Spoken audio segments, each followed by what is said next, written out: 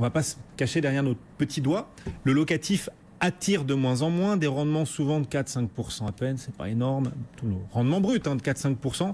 Il y a la hausse de la CSG qui va encore plus impacter les rendements, bref, c'est pas très attrayant. L'encadrement des loyers sur lequel on va revenir dans un instant, c'est pour ça quand même, c'est en raison de tout cela, Olivier, que la location saisonnière cartonne à ce point, qu'Airbnb, etc. sont tant recherchés par les particuliers. Oui, alors effectivement, il y a notamment l'étude de l'ADIL 75, l'agence d'information sur le logement à Paris, qui publie ces jours-ci une étude très complète et qui donne un peu froid dans le dos. On voit l'ampleur du phénomène, qui confirme déjà qu'en un an, selon l'ADIL, on est passé d'offres de location sur Airbnb de 56 000 à 86 000. Il y a des arrondissements très touchés, il y a aussi beaucoup d'étudiants, et notamment on voit le phénomène à Bordeaux.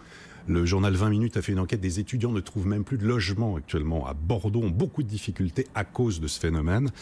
En tout cas, à Paris, location touristique pour le loueur, c'est une affaire d'argent, complément de revenus, mais beaucoup de multipropriétaires misent sur leur investissement pour réaliser de très beaux profits. On va le voir concrètement, la rentabilité, elle est bien supérieure à la location traditionnelle, effectivement, Guillaume. Loyer moyen d'un studio à Paris, 777 €. Oui. Et pour 30 nuits sur Airbnb, c'est 1935 €, c'est-à-dire plus du double.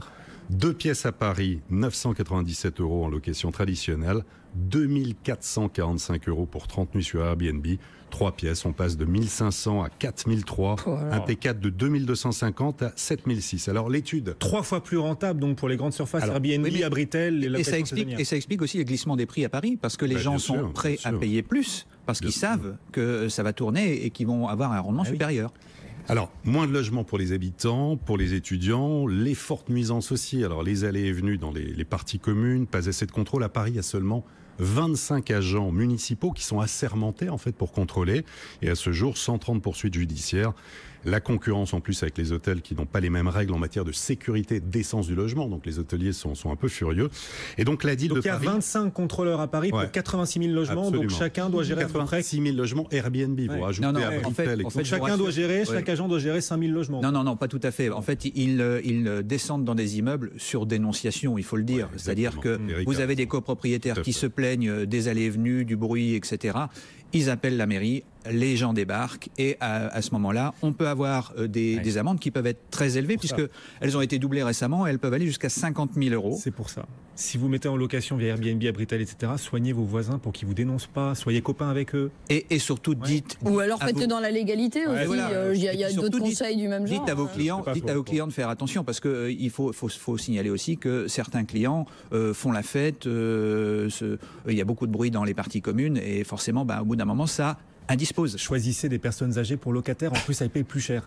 Oui, Olivier ? Alors donc parmi les propositions justement que fait l'agence d'information sur le logement à Paris, alors il y en a plusieurs, on ne va pas toutes les citer, mais réduire tout d'abord la durée de location exonérée d'autorisation préalable. Aujourd'hui, c'est 120 jours par an. L'ADIL préconise de baisser à 90 jours comme à Londres, voire même passer à 60 jours. Ensuite, prendre en compte l'avis de la copropriété pour bloquer les abus et ceux qui sont proches d'une activité hôtelière. L'ADIL propose de conditionner la location de courte durée à l'accord des copropriétaires. Il faudrait que les plateformes exigent en fait du loueur qu'il a la preuve de l'autorisation de la copro. Faciliter aussi les expulsions des locataires qui sous-louent leur logement sur Airbnb sans autorisation du propriétaire. Réduire les avantages du LMP, loueur en meublé professionnel au-delà de 23 000 €. L'ADIL dit qu'il faut favoriser plutôt tout ce qui est Pinel, tout ce qui est dispositif logement abordable pour aider. Elle propose aussi de créer un statut particulier du loueur en expliquant au moment de la télédéclaration si c'est pour accueillir des gens de passage pour des courtes durées, pour des raisons professionnelles ou médicales, mais en excluant les locations touristiques. Ah oui. Et puis, il y a d'autres choses. Il y a le fait surtout de développer des partenariats entre, évidemment, la municipalité et les plateformes en instaurant des chartes de bonne conduite.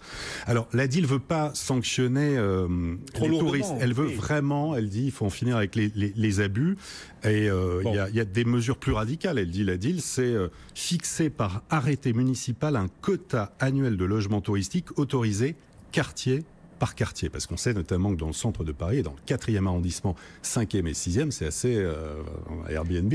En plein été, par exemple, et on l'a vu, dans le Marais à Paris, il y a plus de locataires Airbnb que de locataires parisiens. Ouais, c'est hallucinant dans le Marais, ce qui fait monter du coup le prix des loyers et rend Paris encore plus inaccessible. Effectivement. Bon. On rappelle juste que la mairie de Paris, depuis le 1er octobre, a mis en place l'immatriculation qui doit être officielle à partir du 1er décembre. Il faut donc obtenir un numéro, en fait. Elle essaye d'avoir, et l'idée de la ville, c'est évidemment de dissuader les multipropriétaires qui louent aux touristes et font une activité commerciale. Est-ce que la meilleure façon de dissuader un peu les investisseurs de mettre en location sur Airbnb, etc., c'est pas de redonner du peps, redonner de l'attrait à la location traditionnelle?